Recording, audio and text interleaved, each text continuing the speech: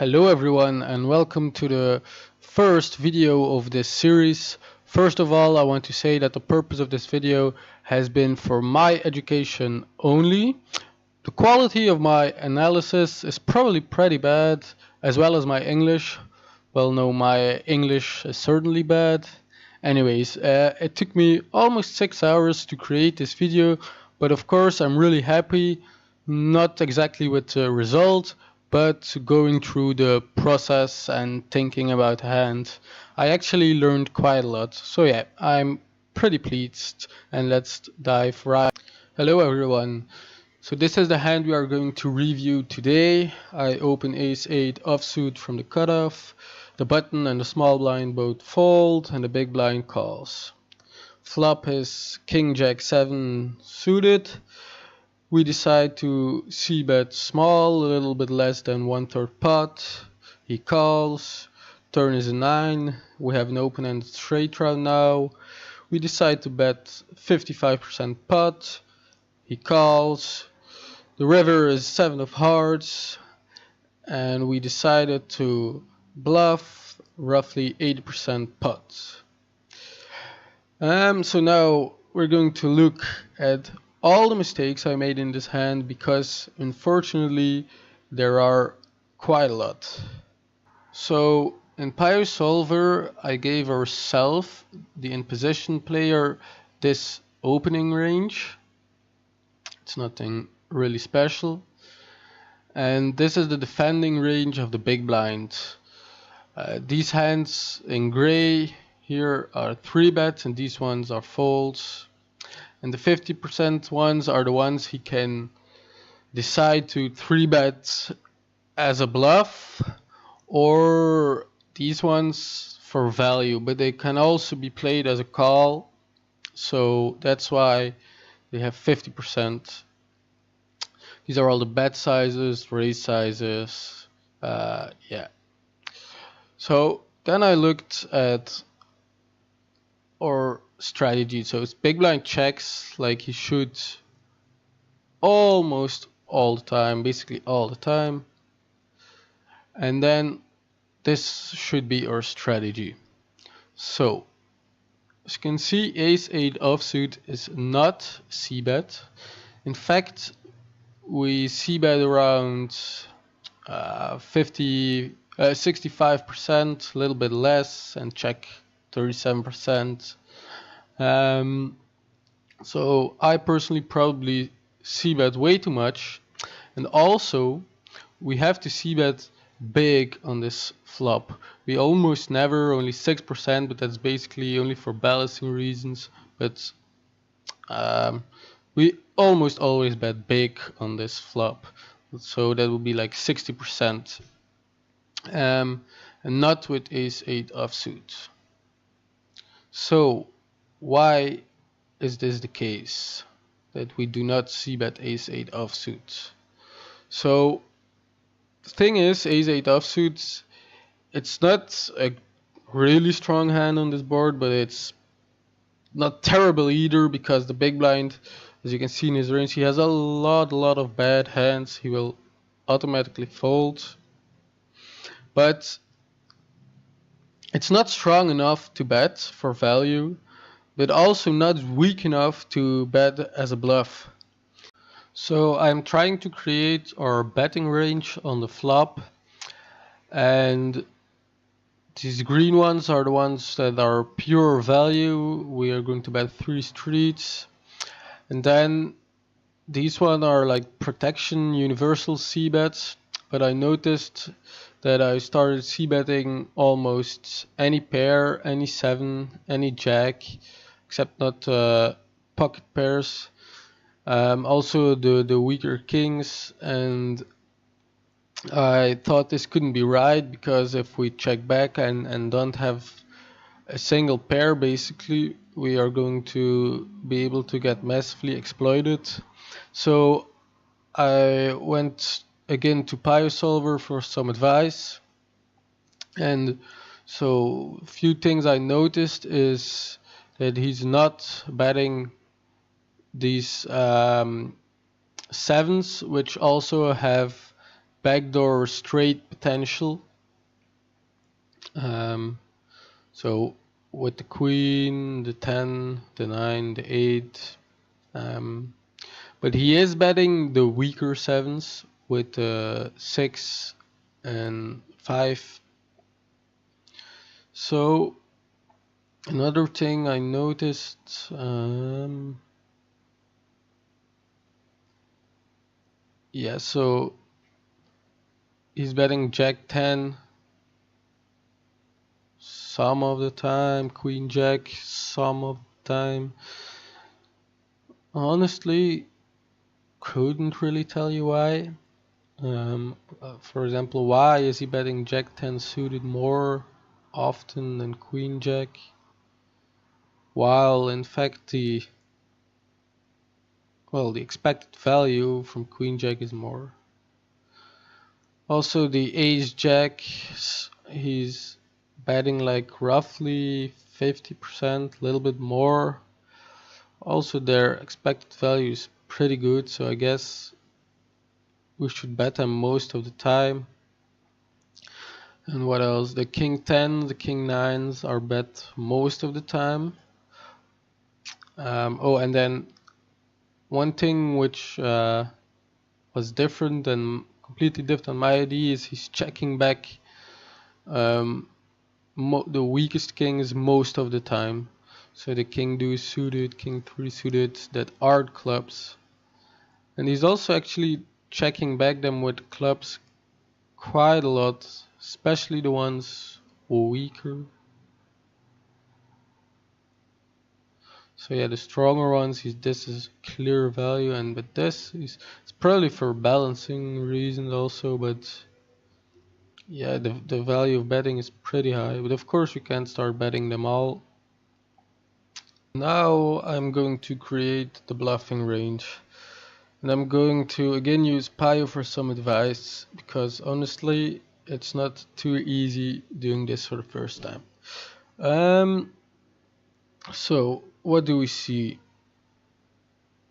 For example, as pure bluffs, he's using the low offsuit aces.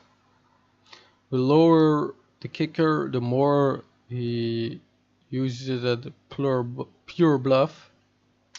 And again, he's always, well, basically almost always betting around 60% pots. And once he over here is 6, 8, and 9, he's not c-betting very often, so we should basically not c-bet him.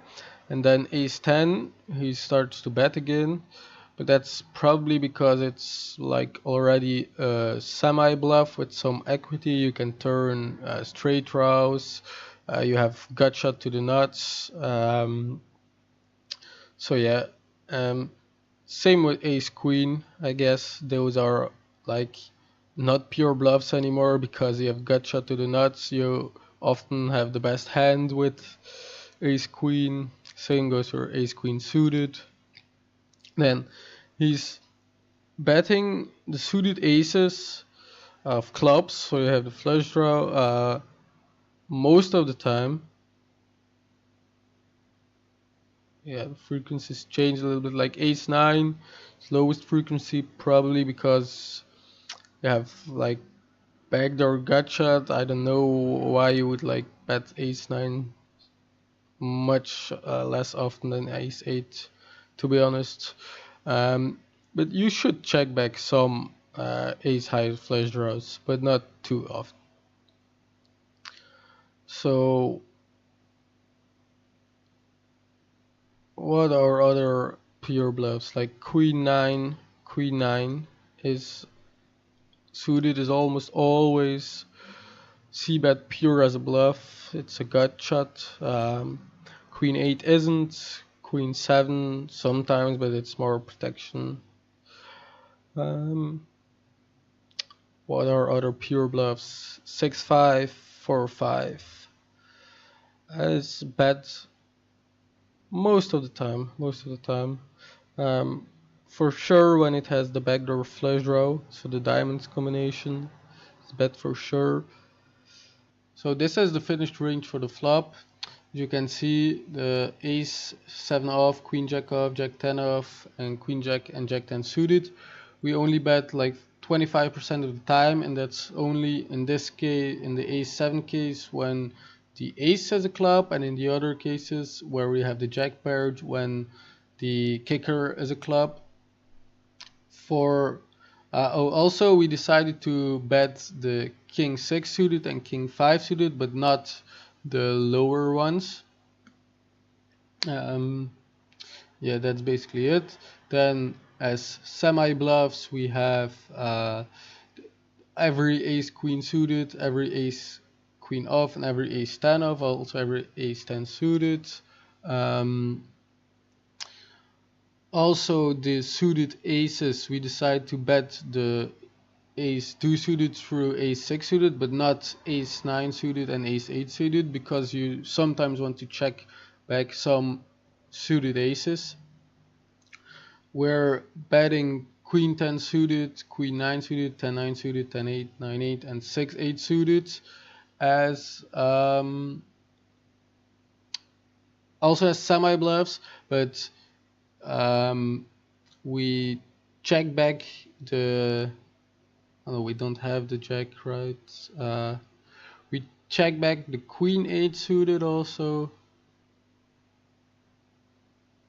Yeah, I think that's it, but it's not too important. Oh yeah.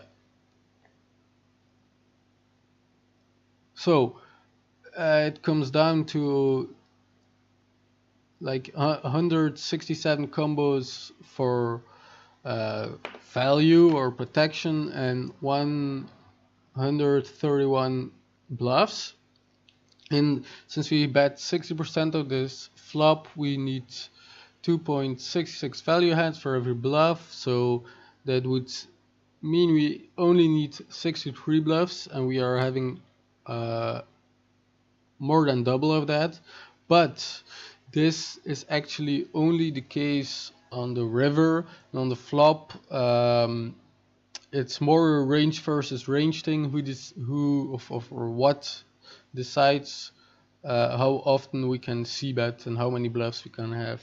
And I also saw that our opening range contains 482 combos.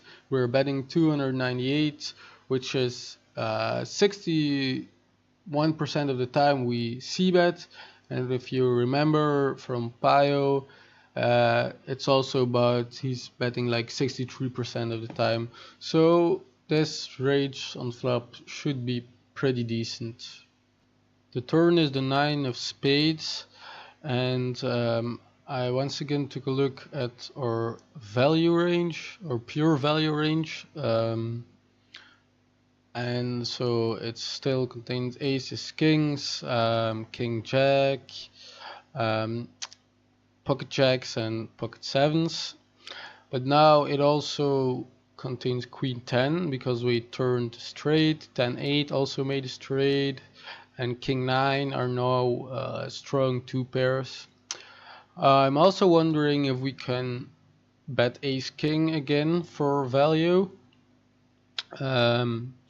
since 76 value combos is already a lot, I think, but yeah, it's still possible because villain can call with a lot of draws, so there is definitely value in betting, I think. I took a look at Pio Solver, and in fact he's betting all these hands 100% of the time, or near 100% of the time. We only kings and sometimes aces, or sometimes checked. Kings is like, yeah, it checks semi trap, of course, but the 9 is not the best card for a range. In fact, I can check this, and I'm going to this. So out of this, so yeah, if you look, wait, really? Okay, I was pretty surprised seeing that result. I'm going to tell you why I was surprised. Um, as you can see on the flop, we're here on the flop, the equity of the out of position player, so that's the player in the big blind, not me, has on this flop 43% equity, and the in position player 57. Okay, so what did I discover? That as soon as we bet the flop and he calls, everything changes dramatically. So when you look at the runouts, you can now see that for every card that comes on the turn except an ace, the equity basically shifts, and now out of position has 57 roughly, you can see it here, yes, 57% equity, but that's on the 9, and in position player has already some call, or yeah, this is just a call and not. So as soon as he calls, he has, of course, if he calls correctly with the correct range, he has more equity on any card except an ace, which may be not surprising for some, but for me it was pretty crazy to realize this. And what I actually wanted to show was this, and this is basically every card that can come on the turn and the equity we have. So basically every card is bad for us except an ace. And the 9 is actually one of the worst, together with 8, 7. So this is the finished value range. You can see also King Queen has been added, Ace King. We're checking back most of the time only if we have the nut flush draw, we bet for value. Same for King 10 suited, King 8 suited. So now we're going to look at these hands, which were like protection bets. Let's see what Pio has to say. So Ace 7, for example, is clear check. 7, 6, 7, 5. So the 7s are all going to be checked, or probably gives up right now. Then King 10, King 9 with a value range. King 10 is still being bet. It's like, yeah, not on pure value. It's not, you're not going to be happy when you're going to raise. In fact, I'm going to take a look what happens if we get raised. Well, we actually call most of the time. So yeah, it is kind of for value, the King 10. Then Ace Jacks are bet like 50% of the time. Ace Queens, of course, with the club draw, are still bad, but almost Ace Queen most of the time barrels. That's as pure bluff. This time, oh yeah, but it wasn't in the. It was, yeah. I'm looking at the wrong things. So yeah, that's basically it. Those hands here. Oh, Jack 10. Jack 10 is also check back. Okie dokie. This is the finished betting range for the turn. I also forgot to mention the bet sizing we are going to use. So if we look at Pio, he bets pretty big most of the time, and so like 42% big, and well, this isn't even small. This, he really bets big, like he bets 80% pot. If he has a choice between small, medium, or huge, medium is also already 60% pot, so it basically always bets big. Yeah, So the finished range. So we have 95 pure value combos, and 23 like universal slash protection. Yeah, those are hands which, you know, are strong enough to bet but can't go all the way. And as bluffs, we basically only have semi bluffs left. We have 51 combos, so we have a little bit more than double the amount of value than bluffs, which seems appropriate. Gonna take a little a look more at Pio. Also, what I noticed is he keeps betting his small pocket pairs, and I actually forgot to add this or didn't include them in my betting range on the flop, which maybe I should have. I don't know. Yeah. Now we arrive to the river, which is the 7 of hearts. As you can see here, the 7 of hearts still favors the other player, the player in the big blind, pretty heavily actually. It's probably together with the 9 and jack and the king, the best cards for him. So on the river we still have 60 combos of value hands, so aces, the full houses now, and the straights and king jack top 2 is still bet for value. And now the questions we have to ask ourselves is how many bluffs do we want and what sizing are we going to use? So to determine the sizing we are going to use, we need to think about villain's range. So he has called 2 times, so there's a decent chance he has a flush draw. Although some of the flush draws would have raised, but definitely not all of them. So if we want to make him fold a flush draw, we don't necessarily have to bet really big, because he will fold them anyway, since they have no chance at winning at showdown. So if you bet big or small, he will fold them. But his range also consists of many top pair kings, and maybe also a lot of hands like queen jack, jack 10. So he definitely also has a lot of pairs, and to make them fold we need to bet rather big. Once again I looked at Pio Solver for some enlightenment, and I saw that he's basically always overbet jamming, the crazy maniac.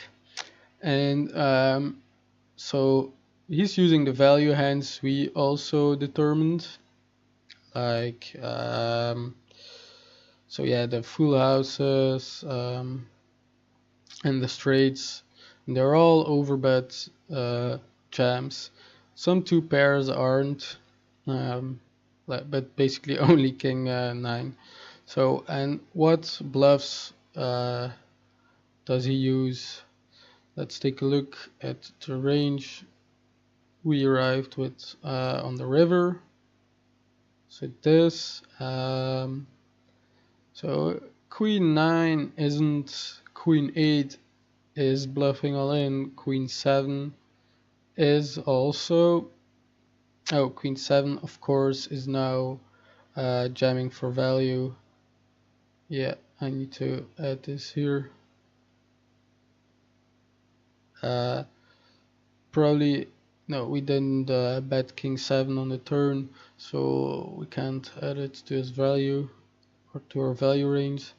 So other hands that are going all in as a bluff are ace queen, ace 10, but not the suited combinations, as we actually want these cards. We want our opponent to have these cards because he will snap fold them, and since we have them, there's a lot of less chance that he has a flush draw, which we want him to fold. So we bluff the ace queen combos without the club.